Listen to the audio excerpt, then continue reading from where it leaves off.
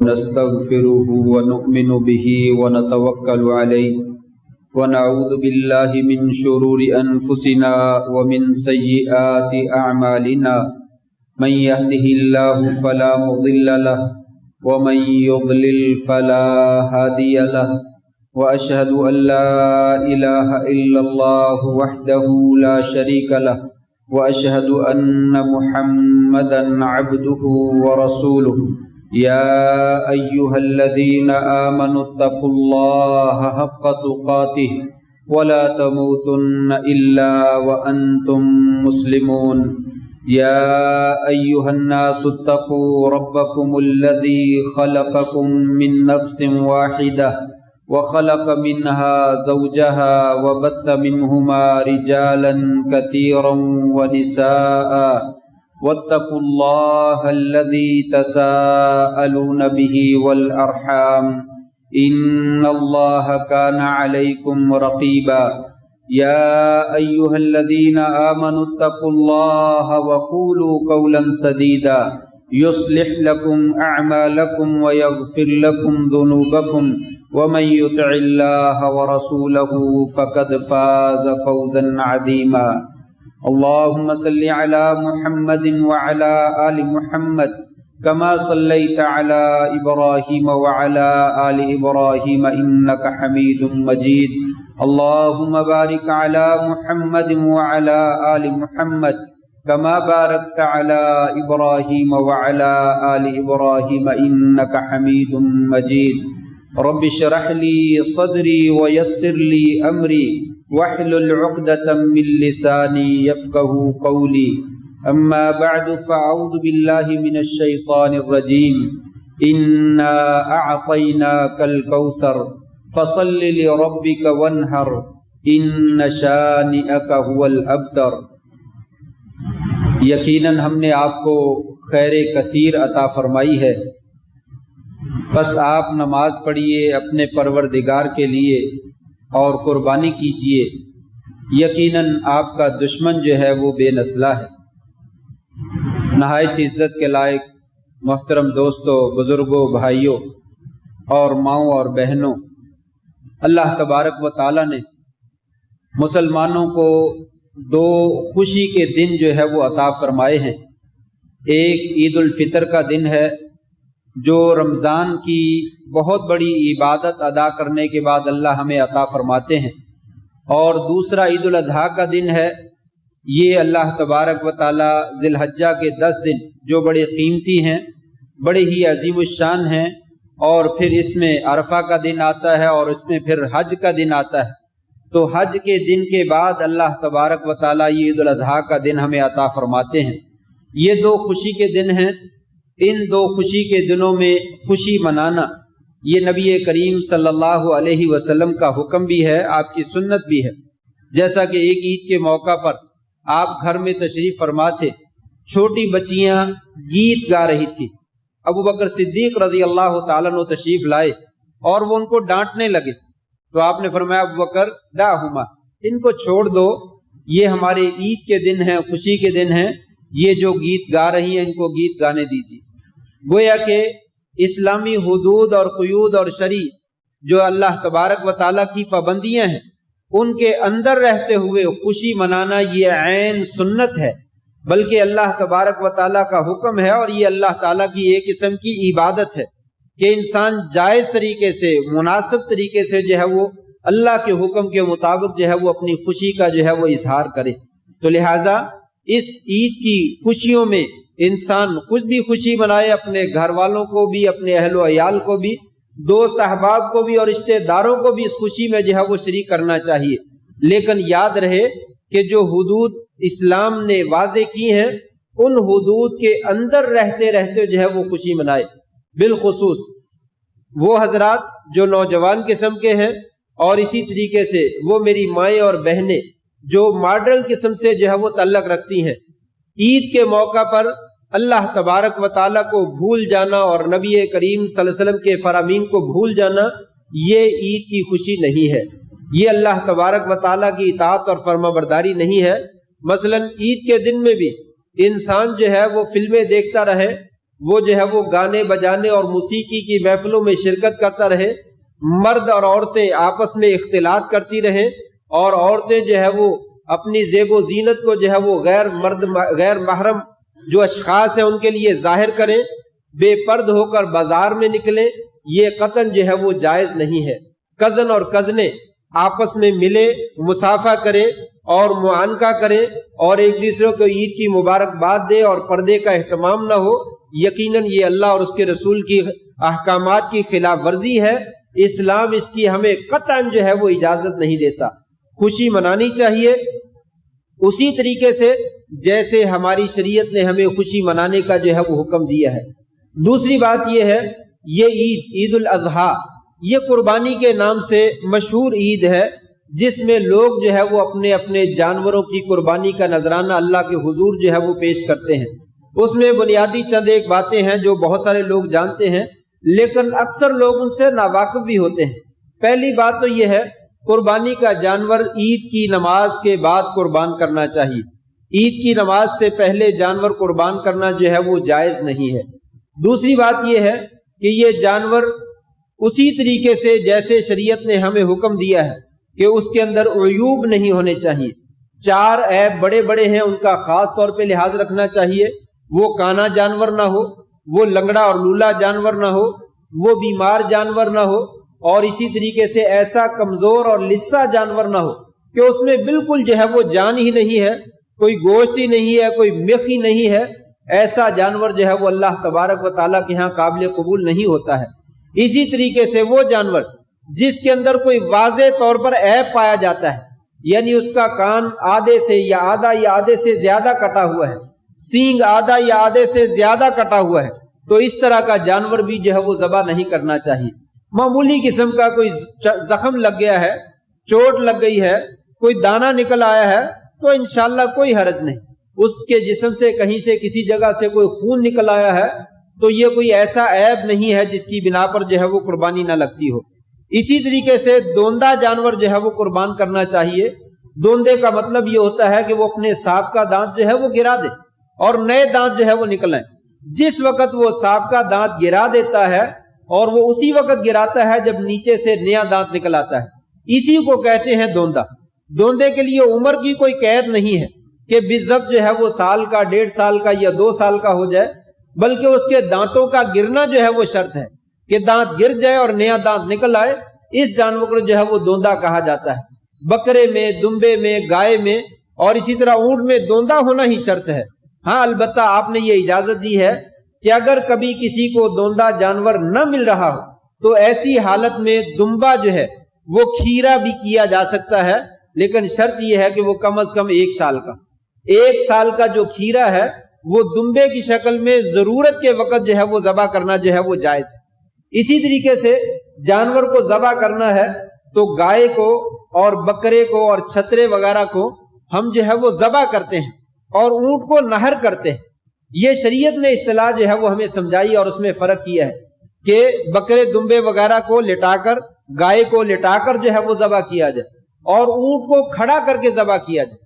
اس کے اگلے بایاں پاؤں جو ہے وہ باندھ دیا جائے اور 3 ٹانگوں پہ کھڑا کر دیا جائے، اور اس کو جو ہے وہ کھڑے کھڑے جو ہے اس کی گردن میں، ہنسلی میں، جہاں سے گردن سینہ ختم ہوتا ہے اور گردن شروع ہوتی ہے، یہاں پہ زور سے چھری کا جو ہے وہ وار لگایا جائے، تو اس کے بعد جو ہے وہ خون کے فوارے جانور سے نکل آتے ہیں اور وہ اونٹ آہستہ آہستہ جو ہے وہ خود ہی زمین کے اوپر جو ہے وہ بیٹھ جاتا ہے اور گر جاتا ہے۔ یہ اس کا مسنون طریقہ ہے۔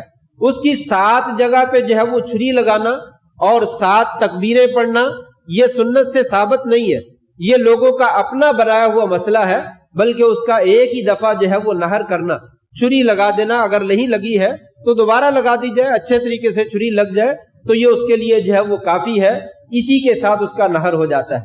گائے وغیرہ کو اور دمبے اور بکرے وغیرہ کو ذبح کرنے کا طریقہ یہ ہے کہ اس کو بائیں جانب میں جو ہے وہ زمین پہ لٹایا جائے، بائیں جانب پہ زمین پہ لٹائیں تو اس کا سر جو ہے وہ آپ کی اس جانب میں آ جائے گا اور ٹانگیں جو ہے ادھر کو چلی جائے گی اور اس کا رخ جو ہے وہ قبلہ رخ ہو جائے گا۔ بائیں ہاتھ کے ساتھ اس کا کان یا اس کا سر یا اس کے سینگ جو ہے وہ پکڑ لیا جائے اور پیچھے سے کوئی 2 آدمی جو ہے وہ اس کی ٹانگوں کو پکڑ لے اور انسان دائیں ہاتھ کے ساتھ جو ہے وہ چھری گردن کے اوپر جو ہے وہ چلائے، بسم اللہ اللہ اکبر یا بسم اللہ واللہ اکبر، اور اللہم ھذا لک و منک، یا اللہ یہ تیرے لیے ہے اور تیری طرف سے ہی ہے.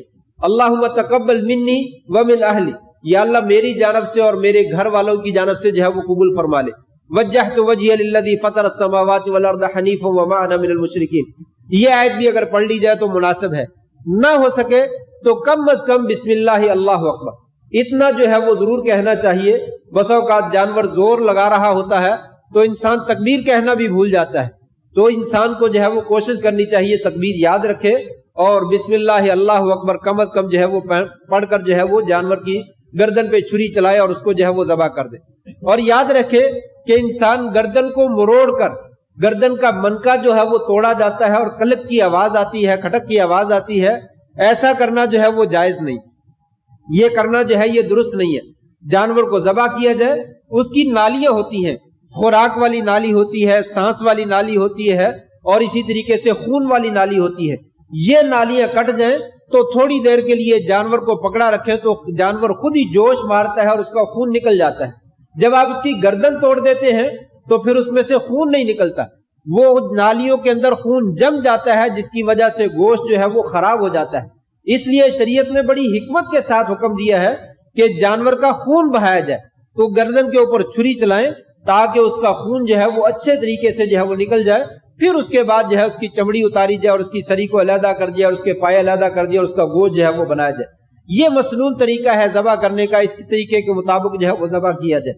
اس کے بعد یاد رکھنا چاہیے قربانی ایک بہت بڑی عبادت ہے، اللہ تبارک و تعالیٰ کو بڑی مرغوب عبادت ہے. اور آپ جانتے ہیں کہ آدم علیہ السلام کے زمانے سے چلی آ رہی ہے. جب ان کے بیٹوں کے درمیان لڑائی جھگڑا پیدا ہوا تو اس وقت بھی فیصلہ یہی ہوا کہ جانور ذبح کیا جائے. ابراہیم علیہ السلام نے جانور کی قربانی بھی کی اور اس سے پہلے بہت ساری قربانی کی. ان کے قصے سے اصل میں ہمیں صحیح فلسفہ قربانی جو ہے وہ سمجھ میں آتا ہے. وہ فلسفہ کیا ہے؟ ابراہیم علیہ السلام سب سے پہلے باپ کو جا کر جو ہے وہ واز کیا، ابا جان شرک نہ کیجیے، شرک جو ہے وہ اللہ تعالیٰ کو پسند نہیں ہے اور اللہ تعالیٰ اس کو معاف نہیں کرتے. باپ جو ہے وہ مخالف بن گیا اور جان کا دشمن بن گیا اور کہنے لگا چلے جاؤ یہاں سے وگرنہ میں تمہیں رجم کر دوں، تمہیں زندہ پتھر مار مار کے ہلاک کر دوں گا. ابراہیم علیہ السلام نے والد کی مخالفت جو ہے وہ مول لی اور اللہ کا پیغام جو ہے وہ پہنچانا بند نہیں کیا بلکہ پیغام پہنچاتے رہے اور جس طرح حق تھا وہ اللہ تعالیٰ کا پیغام پہنچا دیا کہ لوگوں شرک نہیں کرنا. پھر قوم ساری کی ساری بتوں کی پرستش کرتی تھی، قوم کو جا کر واز کیا اور قوم کو سمجھایا کہ یہ بت تمہارا کچھ بگاڑ نہیں سکتے، کچھ سنوار نہیں سکتے، سنبھل جاؤ اور ایک اللہ کی عبادت کرو. قوم باز نہ آئی. ابراہیم علیہ السلام نے ایک ایک کر کے سارے بتوں کو جو ہے وہ پاش پاش کر ڈالا. مشہور قصہ ہے. قوم کے ساتھ جو ہے وہ دشمنی مول لے لی لیکن اللہ تبارک و تعالیٰ کا پیغام جو ہے وہ پہنچایا. پھر بادشاہ نمرود جو اپنے آپ کو رب کہتا تھا اسے جا کر پیغام دیا تو رب نہیں ہے، رب وہ ہے جس نے مجھے بھی پیدا کیا تجھے بھی پیدا کیا. آسمان اور زمین کا خالق اور مالک جو ہے وہ رب ہے جو مشرق سے سورج نکالتا ہے مغرب سے نکالتا ہے، جو لوگوں کو زندہ کرتا ہے اور مارتا ہے. اس رب کی پرستش کرنی چاہیے. بادشاہ نہیں مانا، قوم بھی مخالف ہو گئی اور بادشاہ بھی مخالف ہو گیا. ابراہیم علیہ السلام کو بالآخر جو ہے وہ آگ پہ پھینکنے کا جو ہے وہ فیصلہ کیا گیا. آگ میں پھینکنے کا جو ہے وہ فیصلہ کیا گیا. ابراہیم علیہ السلام نے کوئی پرواہ نہیں، آگ میں جانا بھی قبول کر لیا. پھر اللہ کا حکم آیا آپ یہاں سے ہجرت کر جائیے، ہجرت کر گئے. پھر اللہ کا حکم آیا اپنے بیوی بچوں کو بے آب ہو گیا، جنگل جو ہے، صحرا جو ہے، ویرانہ جو ہے وہاں پہ چھوڑ دیجئے. ابراہیم علیہ السلام تیار ہو گیا اور وہاں پہ چھوڑ دیا. بیوی پوچھتی ہے یہاں جنگل میں تو کچھ بھی نہیں ہے، نہ پانی ہے، نہ کوئی انسان ہے، نہ کوئی سایہ ہے، نہ کوئی مکان ہے، یہاں کیوں چھوڑ کر جا رہے ہو؟ خاموشی سے چل دیے. پھر کہا کیا واقعی اللہ کا حکم ہے؟ کہا جی ہاں اللہ کا حکم ہے. کہا پھر اذن لا یضیعون اللہ، پھر اللہ تعالی ہمیں ضائع نہیں کریں گے. بیوی بچوں نے بھی فیصلہ قبول کر لیا اور ابراہیم علیہ السلام نے بھی فیصلہ قبول کر لیا. پھر بیٹا جب بڑا ہوا تو بھاگنے لگا. اللہ تبارک و تعالیٰ نے پھر حکم دے دیا ابراہیم اپنے بیٹے کو جو ہے وہ اللہ کے لیے قربان کر دیجئے.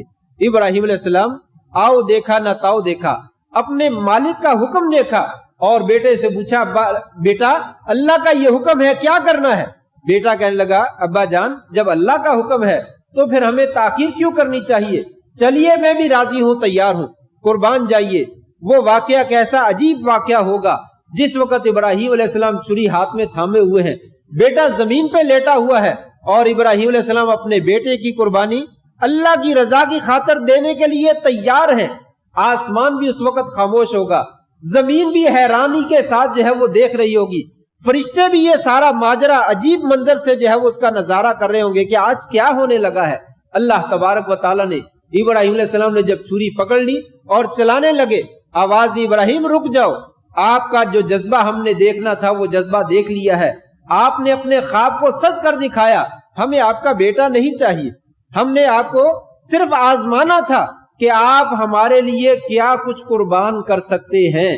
یہ وہ فلسفہ قربانی ہے، یہ وہ فلسفہ قربانی ہے جس کو جو اجاگر کرنے کی ضرورت ہے کہ اللہ تبارک و تعالی ہم سے کیا چاہتے ہیں۔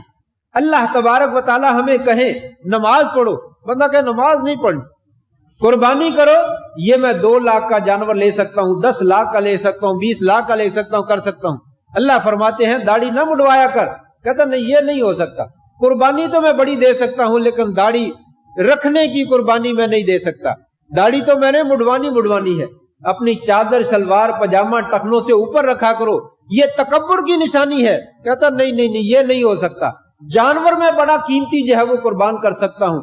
آپ اپنے رشتہ داروں کے ساتھ دشمنی نہ مول لیں، ان کی غیبت نہ کریں، ان کے اوپر الزام تراشی نہ کریں، ان کے ساتھ مل جل کر رہیں۔ انسان کہتا نہیں یہ نہیں ہو سکتا، قربانی جو ہے وہ میں 10 لاکھ کی کر سکتا ہوں لیکن میں یہ بات جو ہے وہ نہیں مان سکتا۔ اللہ کریم اور اللہ کے رسول فرماتے ہیں میری امت کی خواتین، آپ چہرہ ڈھانپ کر، گریبان ڈھانپ کر باہر نکلا کریں، پردے کے ساتھ نکلا کریں، زیب و زینت ظاہر نہ کیا کریں۔ کہا نہیں یہ تو میں نہیں کر سکتی، قربانی تو میں بہت دے سکتی ہوں، نماز کو وقت سے پڑھا کر، کہتی نہیں یہ تو نہیں ہو سکتا، نماز تو رات کی فجر کے ساتھ، فجر کی ظہر کے ساتھ، ظہر کی عشاء کے ساتھ، یہ تو میں پڑھ سکتی ہوں لیکن وقت پہ اور نماز جو ہے وہ نہیں پڑھ سکتی۔ خواتین جو ہے وہ کزنوں کے ساتھ ہنس ہنس کے باتیں نہ کیا کرو، گلے نہ ملا کرو اور ان کے سامنے بے پرد ہو کر نہ جایا کرو۔ الحم والموت، دیور اور بھابھی آپس میں رشتہ موت کا رشتہ ہے، یہ آپس میں تنہائی اختیار نہ کیا کرو۔ کہا نہیں یہ تو نہیں ہو سکتا ہے، قربانی ہم بہت بڑی کر سکتے ہیں۔ کہا پھر کوئی قربانی۔ ابراہیم علیہ السلام کی سنت کو دیکھیے، اللہ تبارک و تعالیٰ نے جس چیز کی قربانی مانگی وہی قربانی دینے کے لیے تیار ہو گئے، جو کچھ مانگا سر تسلیم خم کر دیا۔ یا اللہ میرا باپ مخالف ہے، یا اللہ میرے وقت کا بادشاہ مخالف ہے، وقت کی قوم ساری کی ساری مخالف ہے، مجھے آگ میں پھینکنے کے لیے تیار ہے، یا اللہ تو نے کیا حکم دے دیا بیوی بچوں کو جنگل میں چھوڑوں، یا اللہ تو نے کیا حکم دے دیا بیٹے کو ذبح کر دوں۔ کہا میرے رب کا حکم ہے، میرے محبوب کا حکم ہے، جب اس نے حکم دے دیا میں نے گردن جھکا دی۔ یہی ابراہیم علیہ السلام کی سنت ہے۔ آج بھی اگر ہم نے اپنی خواہشات کے اوپر چھری نہ چلائی تو بڑے بڑے جانور قربان کرنے کا کوئی فائدہ نہیں ہے۔ جب اللہ اور اس کے رسول کا حکم آ جائے کہ لوگوں یہاں پہ سر جھکا دو، انسان کہے نہیں یہ نہیں جھک سکتا، یہ اور بڑے کام کر سکتا ہے لیکن اللہ اور اس کے رسول کی اطاعت اور فرما برداری نہیں کر سکتا ہے، تو ایسی قربانیوں کے بارے میں ذرا ایک بار نہیں 100 بار نظر دوڑائیے۔ یہ قربانیاں شاید اللہ تعالیٰ کے ہاں شرف قبولیت جو ہے وہ حاصل نہ کر سکے۔ آخری بات عرض کر رہا ہوں بھائیو، قربانی حلال مال کی کیجیے، حلال مال کی کیجیے۔ اللہ تبارک و تعالیٰ پاکیزہ اور حلال مال ہی قبول کرتے ہیں۔ رشوت لی ہے، سود لیا ہے، بہنوں بھائیوں کی جائیداد پہ ناجائز قبضہ کیا ہے، لوگوں کے مال گھپلے کر کے اور فراڈ کر کے کمایا ہے، اللہ تعالیٰ کے ہاں یہ قربانی جو ہے وہ کہیں قبولیت جو ہے وہ حاصل نہیں کر سکے گی۔ اور آخری بات کہ اخلاص کے ساتھ ذبح کیجیے، دکھلاوے کے ساتھ ذبح نہ کیجیے۔ لوگوں کو دکھلانا مقصود نہ ہو، ریاکاری مقصود نہ ہو، اخلاص کے ساتھ۔ لن ینال اللہ لحومها ولا دماؤها ولکن ینالہ التقوی منکم۔ لوگوں اللہ تعالیٰ کو جانوروں کا خون کی بھی ضرورت نہیں، گوشت کی بھی ضرورت نہیں، اللہ تو تمہارے دلوں کے اندر اخلاص کو جاننا چاہتا ہے کہ کون میری رضا کے لیے جو ہے وہ جانور ذبح کرتا ہے۔ لہٰذا ریاکاری سے پاک رہتے ہوئے اللہ کی رضا کے لیے اپنے جانور کو ذبح کیجیے اور پاکیزہ حلال کمائی کا جانور جو ہے وہ ذبح کیجیے، پھر جا کر اللہ تعالیٰ کے ہاں یہ معاملات جو ہے وہ شرف قبولیت جو ہے وہ حاصل کرتے ہیں۔ اللہ سے دعا ہے اللہ تبارک و تعالی ہمیں جو ہے وہ سنت کے مطابق اپنی قربانیاں جو ہے وہ کرنے کی توفیق نصیب فرمائے، اور ہماری قربانیوں کو اللہ تعالیٰ اپنے دربار میں جو ہے وہ مقبول و منظور فرما لے، اور اللہ کریم ہمیں ہر موقع پہ اپنی اور اپنے رسول کی جو ہے وہ اطاعت کرنے کی اور فرما برداری کرنے کی جو ہے وہ توفیق نصیب فرما دے۔